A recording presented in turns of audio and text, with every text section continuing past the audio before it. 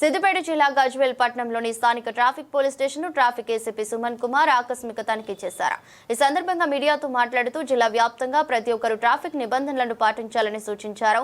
Gajwel division పరిధిలో ఇప్పటి వరకు డ్రంక్ అండ్ డ్రైవ్ కేసులలో 50 మందికి జైలు శిక్షను అమలు చేశామని పేర్కొన్నారు. గజ్వేల్లో ప్రజలందరూ ట్రాఫిక్ నియమాలు పాటించాలి. ముఖ్యంగా ఈ యూత్ ఎవరైతే ఉన్నారో వాళ్ళు హెల్మెట్ ధరించాలి. ఈ ట్రాఫిక్ నియమాలు పాటించకపోతే ట్రాఫిక్ నిబంధనల ప్రకారము యాక్షన్ తీసుకోబడుతుంది. గజ్వేల్ ట్రాఫిక్ పోలీసులు గత సంవత్సర కాలంగా నిర్వహించినటువంటి డ్రంక్ అండ్ డ్రైవ్ లో పూట 53 మందికి శిక్ష విధించడం జరిగింది.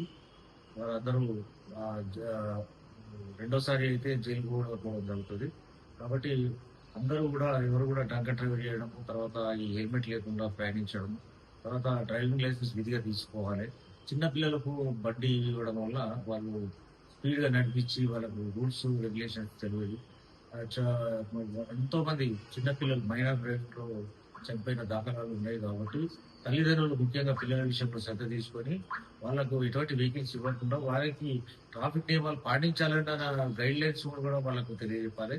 మేము కూడా చాలా పాఠశాలల్లో కూడా విద్యార్థులకు అన్ని విధాలుగా ట్రాఫిక్ నియమ నిబంధనల గురించి తీసుకోవడం జరుగుతుంది.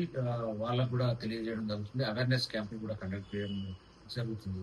మా ట్రాఫిక్ ఇన్స్పెక్టర్ మురళి గారు కూడా ఇక్కడ ప్రత్యేకంగా శ్రద్ధ తీసుకొని అన్ని కూడళ్లలో ట్రాఫిక్ సిబ్బంది ఉండేలాగా ఒక ట్రాఫిక్ రెగ్యులేషన్ చేయడం జరుగుతుంది.